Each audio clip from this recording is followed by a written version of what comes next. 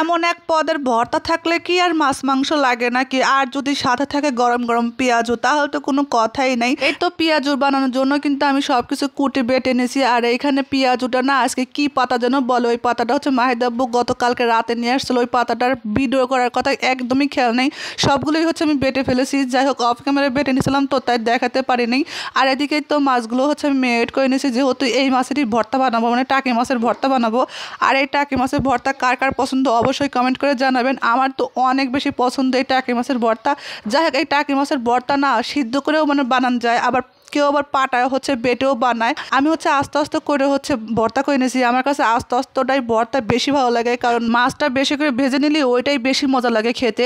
যাই হোক, আমি হচ্ছে এদিকে মাছ ভাজতে থাকি আর অন্যদিকে ওই যে আমি যে পেঁয়াজও বানাবো ওটা হচ্ছে ভর্তা করবো। তা ওইদিকে আমি ভর্তা করতে গিয়ে এদিকে তেল ছিটে গেছে, পরে আর ভর্তা করতে পারিনি। পরে না অফ ক্যামেরায় হচ্ছে আমি অন্য বাসনে আর যাই নিয়ে পেঁয়াজ আর মরিচটা ভালো করে চটকায় হচ্ছে মাখাই নিয়েছিলাম। পরে হচ্ছে ওই পাতা বাটাটা অ্যাড করেছিলাম। ওই পাতা বাটা অ্যাড করার কারণে না সবুজ সবুজ একটা ফাইন কালার আসছে, দেখতে অনেক সুন্দর লাগতেছিল। যাই হোক, আমি কিন্তু ওদিকে ওই যে বললাম না অফ ক্যামেরা একদম ভালো করে চটকাই নিয়েছি। পরে হচ্ছে ডাল বাটা আর হচ্ছে এই পাতা বাটাটা দিয়ে একদম ভালো করে মাখাই নিয়েছি। আর এদিকে কিন্তু আমি আস্তে জালে মাছগুলো হচ্ছে আস্তে আস্তে ভেজে নিয়েছিলাম। আর যে কোনো ভাজাই কিন্তু আস্তে আস্তে ভেজে নিলে কিন্তু পড়ে না, আর খেতে কিন্তু অনেক বেশি ভালো লাগে, আর মানে বিশেষ করে মসমসে হয় আর কি। যাই হোক, আমার মাছগুলো একদম কড়া করে ভেজে নিয়েছি। আর ভর্তা বানানোর জন্য এটাই হচ্ছে ভাজা পারফেক্ট। যাই হোক, মাহিদ আমার কোলে এসে বসে আছে, যার জন্য আমি প্লেটটাও ধরতে পারিনি। পরে ওই সাইডে হচ্ছে আর জানিয়েছিলাম। আর এই তেলের মধ্যেই হচ্ছে আমি পেঁয়াজগুলো ভেজে নেবো। যাই হোক, আমি পেঁয়াজগুলো কিন্তু সব ভাজবো না, মাহিদের আব্বুর জন্য কিছুটা রেখে দেবো, যেহেতু মাহিদ আব্বু দুপুরে খেতে আসবে না আর সে হচ্ছে রাতে খেতে আসবে, তাই রাতে তার জন্য হচ্ছে ভেজে দেবো গরম গরম। আর এখন হচ্ছে আমরা গরম গরম ভেজে হচ্ছে খাবো।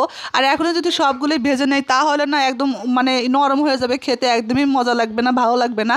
আর আমার কাছে মনে হয় পেঁয়াজও গরম গরম খেতেই কিন্তু ভীষণ ভালো লাগে।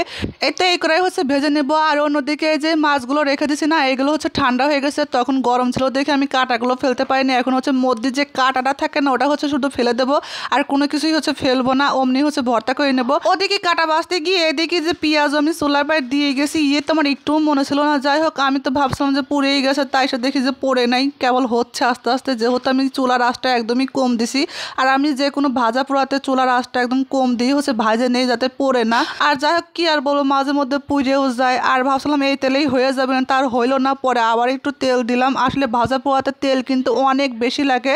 যাই হোক, আমি একদম তো লাল লাল করে একদম সুন্দর করে ভেজে নিয়েছি। আর এদিকে ভর্তা করার জন্য কিন্তু আগে থেকে পেঁয়াজ বেশি করে কেটে রেখে দিয়েছি। যাই হোক, আমার অনেকগুলো পেঁয়াজ কাটা হয়ে গেছে, ওইগুলো হচ্ছে ফ্রিজে এখন রেখে দেবো। আর এদিকে তো আমি যে আগে থেকে শুকনো মরিচগুলো টেনে রেখে দিয়েছিলাম, ওইগুলো দিয়ে হচ্ছে এখন করে নেবো, ভর্তা করে নেবো। আর ভর্তাতে ঝাল ঝাল খেতেই কিন্তু বেশি ভালো লাগে। যে কোনো ভর্তাতেই কাঁচা পেঁয়াজ যদি বেশি করে দিয়ে যদি ভর্তা বানানো যায় না, খেতে কিন্তু ভীষণ ভালো লাগে। বিশেষ করে যাদের আবার কাঁচা পেঁয়াজটা পছন্দ তাদের কাছে ভালো লাগবে। আর যারা পছন্দ করে না, দেখবেন অনেকেই আছে কাঁচা পেঁয়াজ পছন্দ করে না।